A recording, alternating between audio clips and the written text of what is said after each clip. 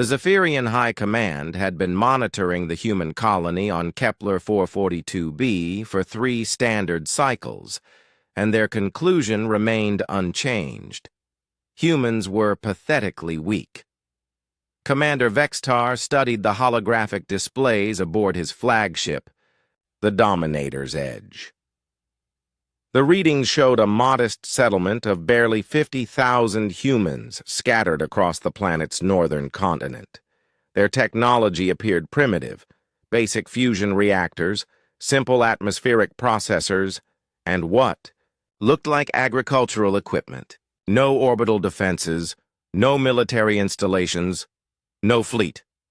"Admiral," his tactical officer hissed through translator nodes, "the humans have responded to our ultimatum." The message appeared on the main screen, delivered by a middle-aged human woman. With graying hair and tired eyes, she identified herself as Governor Sarah Chen. "Commander Vexitar, we've received your demand for our surrender and relocation. We understand the Zephyrian Empire requires this system for your expansion. However, we respectfully request a standard galactic year to prepare for evacuation. Our people have built their lives here, and we need time to arrange transport and find new homes."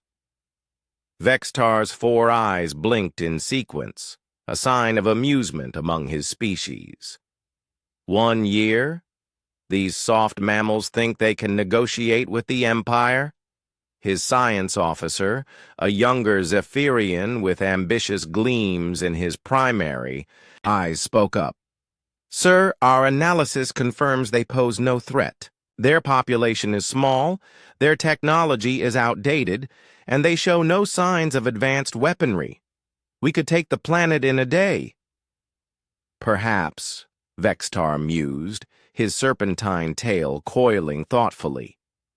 "But High Command wants this to be a demonstration. Let them have their year. When we return, we'll broadcast their subjugation across the sector. It will remind other species what happens when they occupy valuable real estate." The Zephyrian fleet departed, confident in their overwhelming superiority. Across the galaxy, other species heard about the human colony's predicament. The Altarians, a peaceful trading confederation, offered to help relocate the humans. The Cow, militant Corvan Republic, suggested the humans should fight, though they offered no assistance. The ancient Ethereals, beings of pure energy who rarely involved themselves in physical matters, said nothing. But deep beneath Kepler 442b's surface, the humans were far from idle.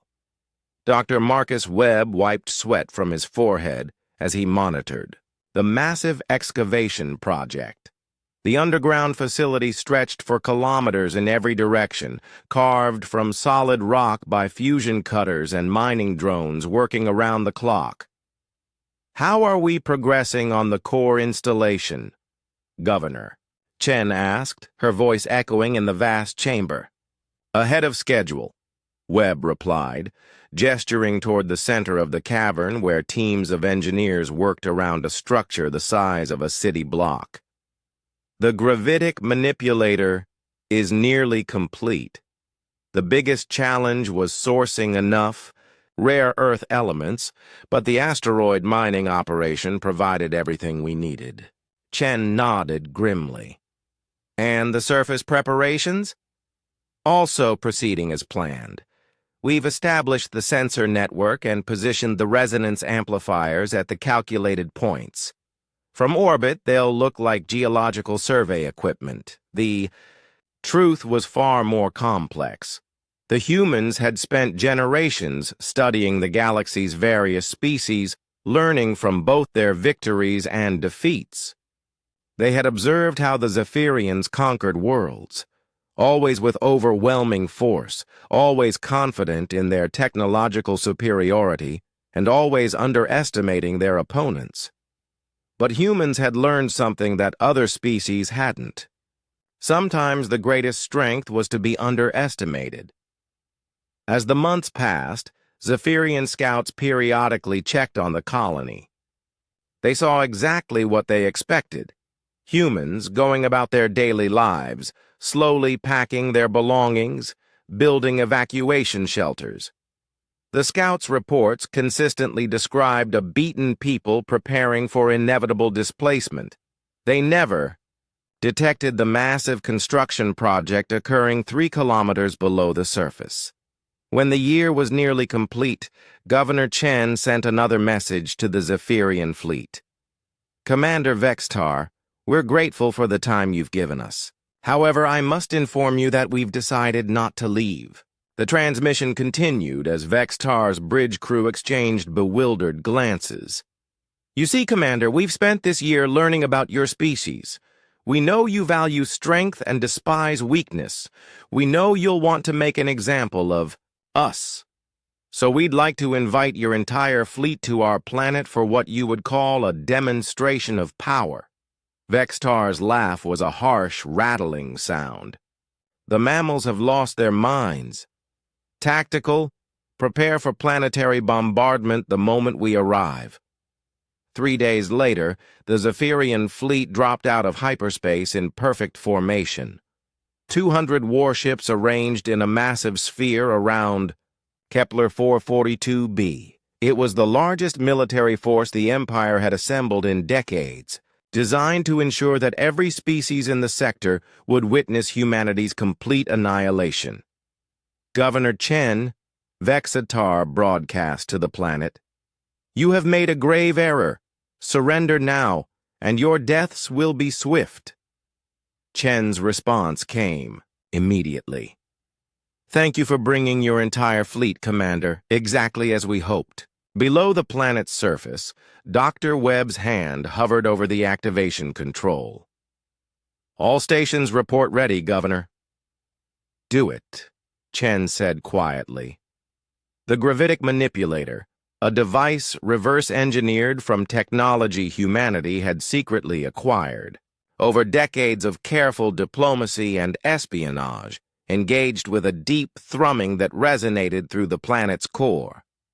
Aboard the Dominator's edge, alarms began screaming.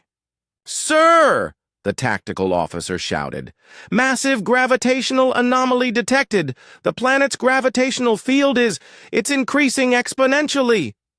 Vexatar watched in horror as his perfectly positioned fleet began to drift inexorably toward the planet.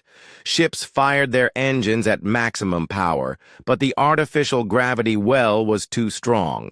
The planet had become a massive trap, drawing in everything within a specific radius. "How is this possible?" he demanded. On the planet's surface, Governor Chen's voice reached every ship in the fleet. "You wanted to see human strength, Commander? This is it. We don't fight like the Corvan Republic with brute force or like the Altarians with superior technology. We fight by turning our enemies' expectations against them." The first Zephyrian ships began entering the atmosphere, their hulls glowing, white-hot from atmospheric friction. The pilots fought desperately to maintain control, but the gravitational field was precisely calibrated.